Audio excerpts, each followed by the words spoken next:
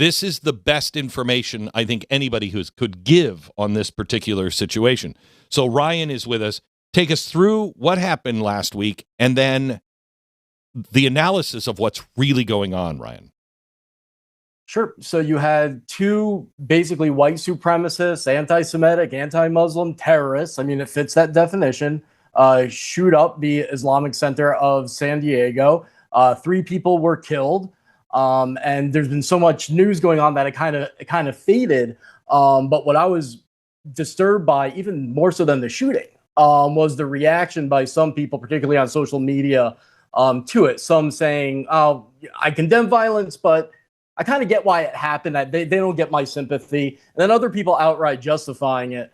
And that's what prompted me to write the article for you at glennbeck.com, because what I realized from studying the literature of jihadists, especially ISIS, was that these attackers, without realizing it, committed the jihad they claim that they're stopping. I mean, they fulfilled the plan. They fulfilled the plan of ISIS. This is exactly what they want to happen. They're no different than the 9/11 hijackers in that regard. Okay, so explain this, because you have access to ISIS magazine. Who knew they had their own magazine? And most of us don't want to be on that list, but you do because of what you do for a living.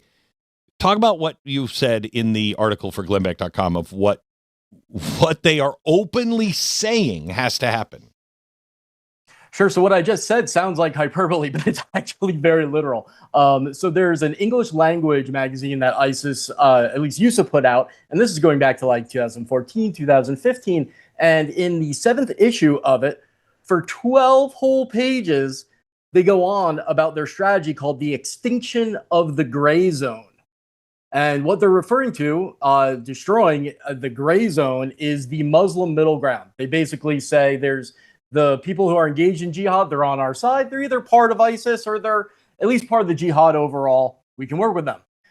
Then there are the pro-Western, the pro-American Muslims who they've basically given up on. So when people say, "Oh, there's no such thing as a patriotic Muslim," well, the jihadists disagree because they basically said, "Well, we're not even going to try to convince them anymore. It's not working." And then you have the middle ground. So those are the most that they think they just have to kill. And then there's the middle ground where it's Muslims, particularly those living in Europe and the United States, who like the systems. They're comfortable. They like the people, but they don't fully identify with the West. They may not agree with the foreign policy of the West, certainly don't like Israel. And so that's the gray zone that ISIS calculated. If they could radicalize them, then that was the game plan. Just as much as building the caliphate, the other goal is extinction of the gray zone by radicalizing those Muslims in the Muslim middle ground so that they come to their side. And the key to doing that is enraging and terrifying the West so much that Muslims who were once loyal to the West or are in that middle ground become radicalized because they have no other choice. Their belief in democracy, the love they felt from Westerners, they realize it's an illusion. They actually hated us the whole time. And then when they question everything that they believed about the West being good, even if they don't fully identify with it, then leads them to say, for the sake of my safety and the sake of the rebirth of how I look at everything, you know what? The Islamists were right. And that's the ISIS game plan. And so shooting up a mosque, that to them is essentially an act of jihad. That's what they want to happen. So how is this mosque the gray zone or the middle zone when I saw reports that said this mosque is a breeding ground for Islamic radicals? Right. So a lot of these, even the radical mosques, won't preach radicalism 24/7. They address all sorts of issues in life. And then when the political stuff comes in, then that's there. And not everyone that goes to these mosques, and I've really only come to understand this from dealing with Muslims, a lot of them will go to these mosques that are radical because it's a community. As a minority, it's a very tight community. And so the imam might say some crazy things.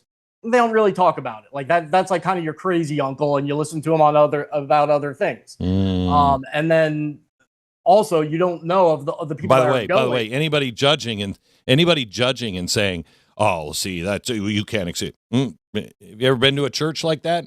I mean, look at how many people went to Jeremiah Wright's church. That's it. And didn't say anything. This happens in all of our faiths. We'll have somebody say some crazy things and we'll just be like, we'll blow them off. So, I mean, that makes an awful lot of sense. But anyway, go ahead. Yeah, I mean, the relationships with people, what we will focus on the jihadist element and think that that's the entirety of the relationship. But these are people that knew your kids growing up. It's a much deeper and broader relationship. And so they may stay, but they're not into the political stuff. Others may not know about it. So the middle ground can include some people that are even at a radical mosque and don't know it's radical, or they don't care. They could be informants. For all you know, the people that you're targeting were the Muslim informants, of which there are many, that would foil the next terrorist attack. So the middle ground is kind of hard to define geographically. You can't just put a circle around a mosque and say everyone in there is in the gray zone or the good guy zone or the bad guy zone. And ISIS understands it. And so the solution to them is to get governments and citizens, they call them the enraged crusaders, bloody us so bad they become enraged crusaders, to actively destroy the gray zone themselves by increasing persecution against Muslims in Western lands. That's an exact quote from the Jihadist magazine. That is exactly the same strategy that was used on Hungary that I've talked about forever, for the communists to come over and take over Hungary in the 1950s or 1940s. When it was top down, bottom up, inside out. They caused so much chaos that the people who didn't want communism or a big government would cry out for anyone, make it stop. And that's when the tanks rolled in. So it's the same strategy. It says, I'm going to talk about, this intersectionality that is going on and how we keep dividing ourselves and how that is now spilling into the right. It's not just on the left anymore. I'm going to talk about that here in just a second. But this all is the same strategy and it's now on all sides. So I guess maybe it's a little easier to understand what's happening because it's happening to all of us. All of us, it is happening. So tell me, what is the media's incentive for making this go away so fast? Was it just a rapid news cycle, or was there something else bigger that I'm missing? I think it was a mixture of, they would make more money from the other headlines going on with Iran. And then depending on which audience you're going to, people will care about it, but will they care enough to tune in and want to learn more versus something else? Maybe not so much. It kind of depends on which part of America you're coming from, what that's going to resonate with you, to what degree. But more broadly, I hope Americans hear this and understand that every time you put out a tweet, every interaction you have with a Muslim or talking about Muslims, according to their perspective, that's an ideological battle. You have a choice in that moment, whether you're going to help the seditionist and jihadist cause by how you treat other people, or you're going to hurt it by making our civil society healthier and more loving and stronger. And that's a choice I hope every American takes very seriously. Understand you really are on the battlefield. That's striking to me. I've said for a long time, there's not going to be anybody in the stands. Whether you know it or not, you are on the battlefield right now. You're on the field.